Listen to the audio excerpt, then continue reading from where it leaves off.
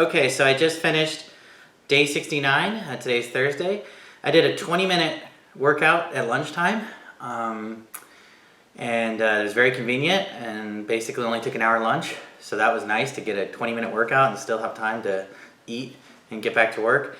And then I did a 30-minute on-demand class right after work. So very convenient. I just didn't feel like doing it this morning. So, but I like the idea of the lunchtime workout today since I could do it.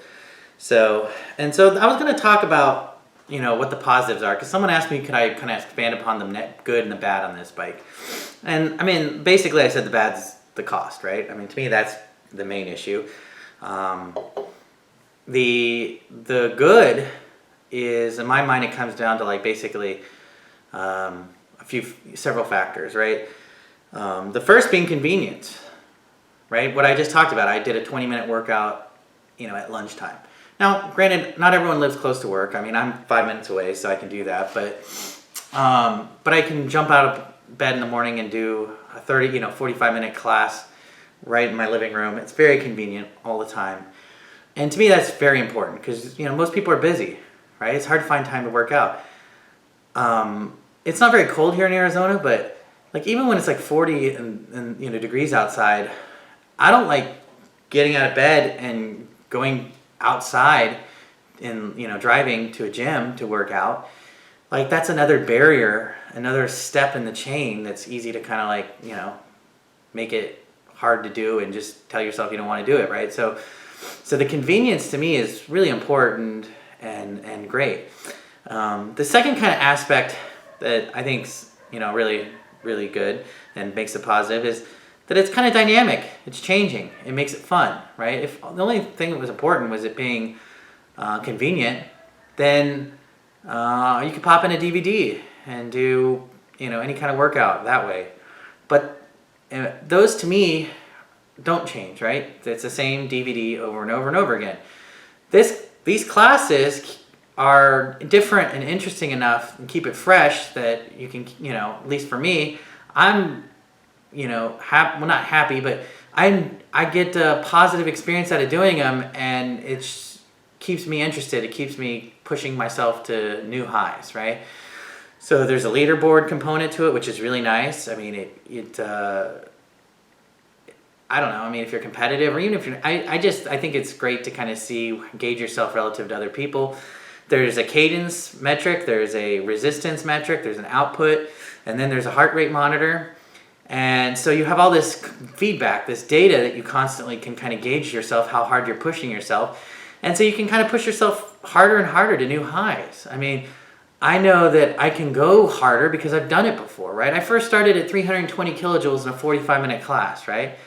And little by little, I got more and more records, and I'm now up to 484, right? And so I don't beat my record every day. I don't feel up to it, but I know I can, right? I know I can push myself in those ranges and push myself to new highs. Your body has a tendency to kind of get acclimated to workouts. So it's good to constantly push yourself harder. And so these are great ways to do it. When I used to bike at the gym, right, on a stationary bike, just kind of listening to music, I never really pushed myself that hard. I wouldn't be covered in sweat at the end of it. With these, I'm always trying to go faster if I can, harder if I can, and that to me is really important. And so it's not. It makes it. You're kind of in that moment of what they call flow, right? It's not necessarily fun, but it's kind of like you're at peace. It's just you and versus yourself, and in that moment, time flies, and there's something just zen-like about it, I guess. And anyway, it can be a very positive experience overall. It's just pushing yourself to new highs and pushing yourself harder and harder and seeing what your body can do, almost as its own form of meditation some days, when you're really in that moment.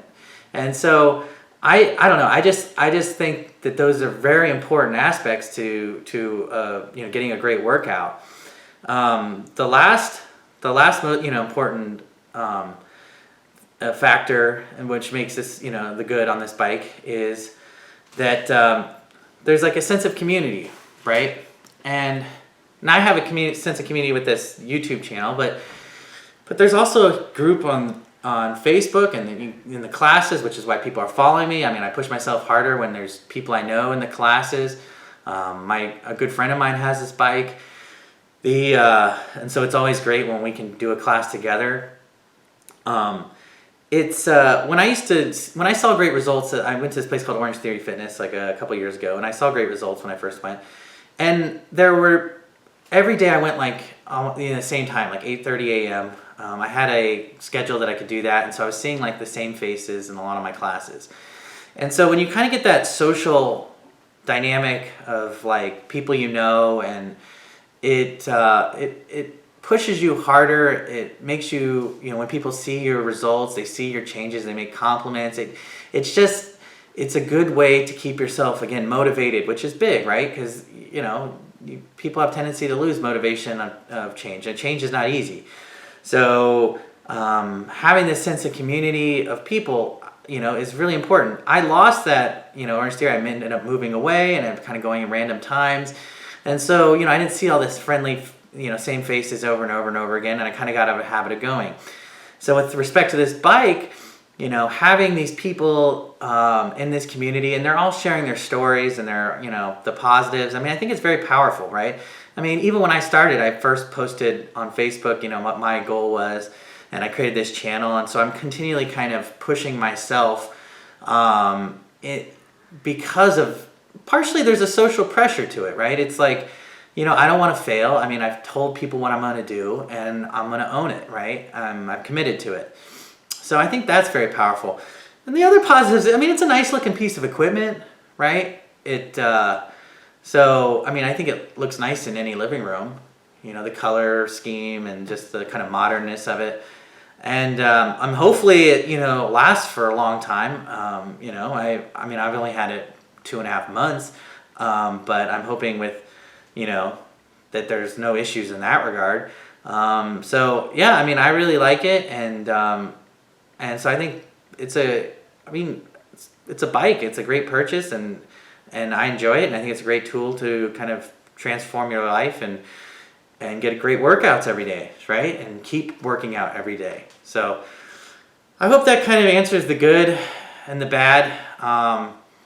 But yeah, I've done it now 69 days in a row. I mean, how many people can say they've done, a specific workout 69 days in a row? I mean, if you're self-motivated, yeah, there's probably people who've done that. But for those people who are trying to make a difference and trying to change their life, it's not easy to do. So having these, positives have helped me do that. So anyway, tomorrow's day 70. We'll have done 10 weeks in a row. So anyway, I'll see you tomorrow.